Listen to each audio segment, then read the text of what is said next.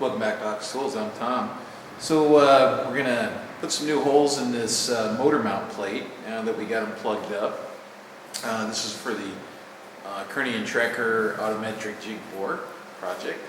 In the last episode we pressed in some repair plugs because I got a couple of holes in the wrong spot, so we fixed that.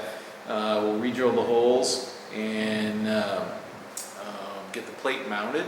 And then there's a spacer that we're going to make for actually mounting the motor to that plate. So let's get an apron on and let's go drill some holes in the plate and get this thing going. Alright, so I got this lined up nice now.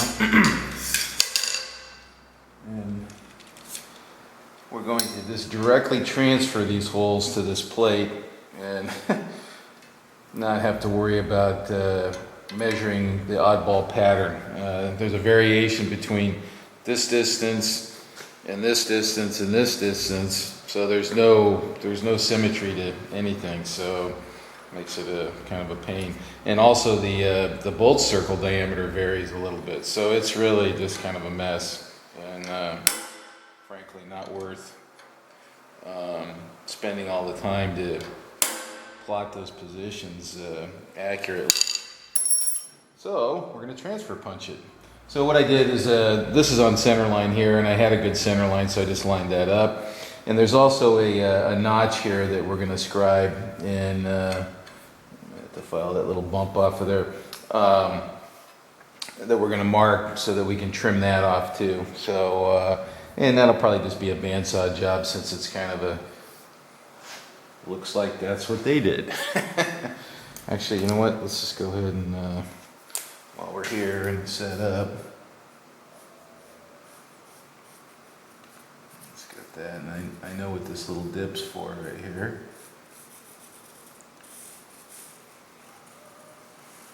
A couple guys have asked, why didn't I just use the stock plate? Well, the centers are different, and the pulley diameters are different also. So anyway, I just decided to make a new plate. So I can do that. All right. That'll give me a good witness line there. And we'll trim that and clean that up nicely. Okay. Okay, so we're going to center up on our little transfer punch marks and just clamp it to this.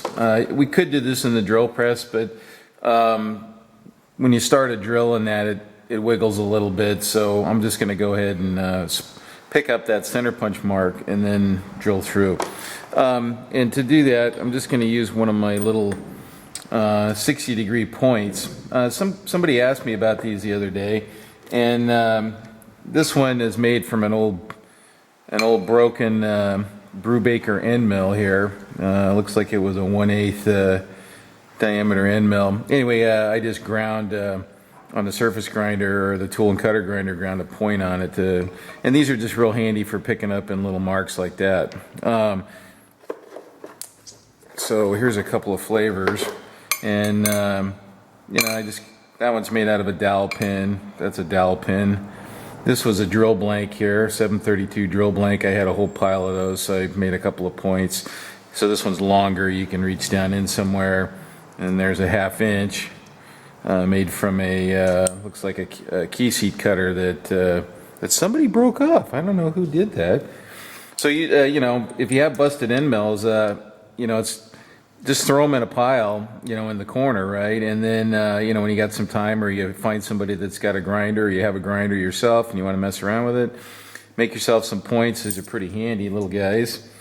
And me and Adam and all the Keiths and everybody uses them. They're super handy, and you can put those in the rear end of a tap to guide a tap. There's just lots of uses for them. So I'll just finish the job here and quit yapping about it. So there, I'm centered up on that, and I can hold it down with, block the camera with my big fat arm. Hold that down with the quill, and then just kind of pinch these down real quick. It's not we're not milling a 1-inch slot or anything like that. Okay, so quick way to pick that up. Well, somebody's got to go get a drill. I'll be right back. All right, so one more thing. Yeah, that I need that. So what I'm gonna do? Well, I'm just gonna do it. Put my arm in the way. I start it real carefully with a stubby drill, and this is 1/4 inch diameter here, and you'll see why in a sec. So okay, while I'm here and centered up nicely, I'm going to use a piloted countersink here. This is a Weldon type, and it's a piloted countersink, just so the countersink's nice and concentric with that. When you use this type here, the single flute, these cut really freely and really nicely, but they tend to wobble around, in particular when you have them in a chuck. So in this case, since I'm trying to match some hole centers and whatnot, I think I want to use this piloted type here to. I need a screw to match it up to. I think I got one. I got one. Okay, there we go. I got a little screw. That little range. So these don't wobble as much.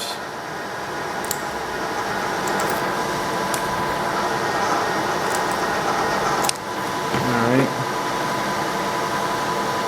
And I just put the screw in backwards, and what I look for is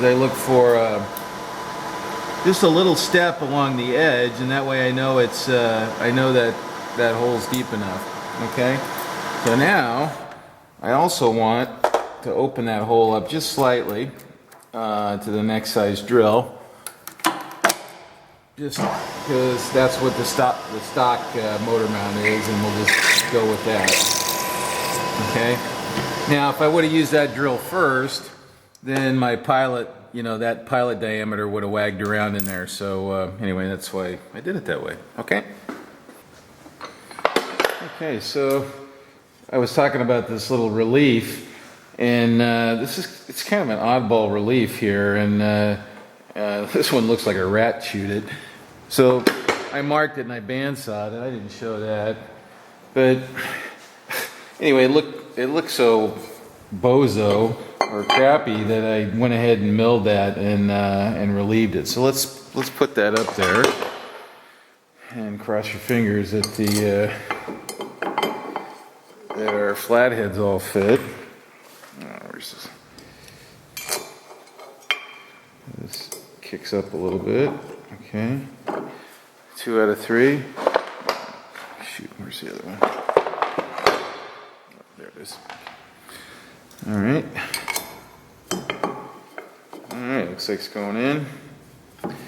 Let's just gently snug all of them. Okay. Now this is lifting because I don't have all the bolts in that, guys, so don't panic, guys. Okay, and I'll show you what this relief's for. You see the hump here of this lead screw mount. Anyway, it clears all that malarkey there. And it was just relieved out to here. And I'm not quite sure why. It probably could have just been a little hump here and then flat again, but I'd already cut it according to this other thing. All right, motor mount plate is mounted. So now what we're going to do, I'll just show you this part here. Here's one of the pulleys here.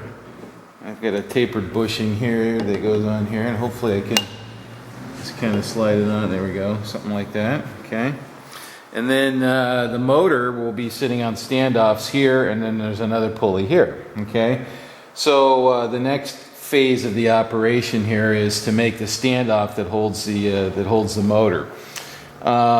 Originally, I was going to make a kind of a curved piece that had the right thickness that this thing mounted to, but I think, in the interest of getting this thing going and trying it, I think I was gonna make one cylindrical standoff here. Well, I think what I'm gonna do is I'm just gonna make 4 cylindrical standoffs that are the same length, and then mount the motor. And and get a try on this thing and see how it spins. Does it vibrate? Does it behave itself? You know, etc. That kind of stuff. So I think that's what I'm going to do. I have the number that I need. I got to go pull it off of the SolidWorks layout for the length of these standoffs, and then we'll. Oh, okay, problem. Boop, boop, boop. Design problem. Okay. Well, like, so this is, look at this. I don't know if you can see that on the camera, but the length of the this T-handle that's sticking out of this side and the length that's sticking out of this side is different. So that side kind of clears, this one doesn't. So once again, this machine's a little bit bizarre, and so what I'll do is I'll probably either make that a sliding handle or shorten one side of that a little bit. It just looks like a dowel pin that got pounded in there. So okay, all right. So standoffs next.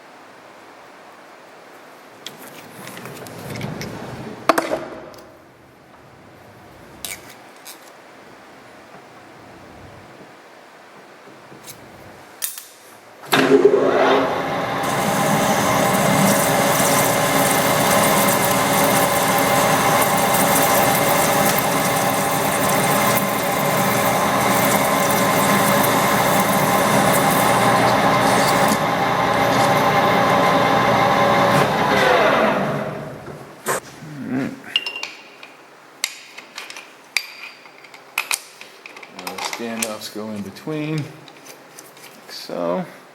Go around the other side.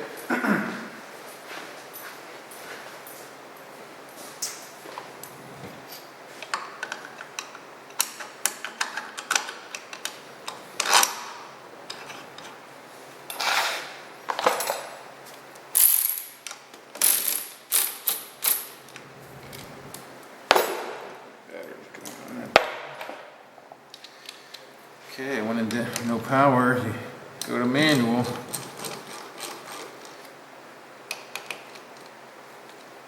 Snug those up. I get the belt tensioned, so there's an adjustable pulley on this end. I'll bring you around to this side so you can see it, and you can see the setup over here.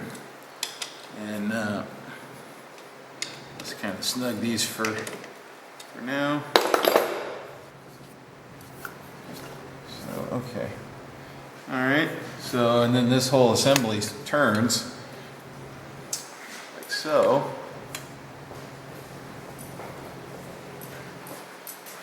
Alright, so I gotta get the variable frequency drive hooked up. Alright, so I'm gonna bring the camera around and I'll show you this adjustable pulley over here so you can see how I'm tensioning the belt. So okay, so this pulley here is adjustable. It's on a threaded hub, so it's kind of like a old Volkswagen Bug fan belt where they had shims. Well, this one is threaded, so I can vary the distance between those two flanges so that the belt meets it in a different place. I don't really care about this ratio here very much because this is gonna be driven with a variable frequency drive, so I can adjust the speed anywhere I want. So this ratio between these two doesn't make a lot of difference. Now this is a 3450 motor here, so I stepped it down just a little bit, and because typically we would be using something less than 3450, and I don't want to underdrive the motor either. So That's why I chose a slight reduction ratio here, if that makes sense. Okay, so yeah, we'll have to make a belt guard for this that covers this whole thing up. We don't want to get our fingies in there. So the guard will probably go on top of, well, I don't know, we'll see how it goes. So I might mock it up in cardboard and see what it looks like.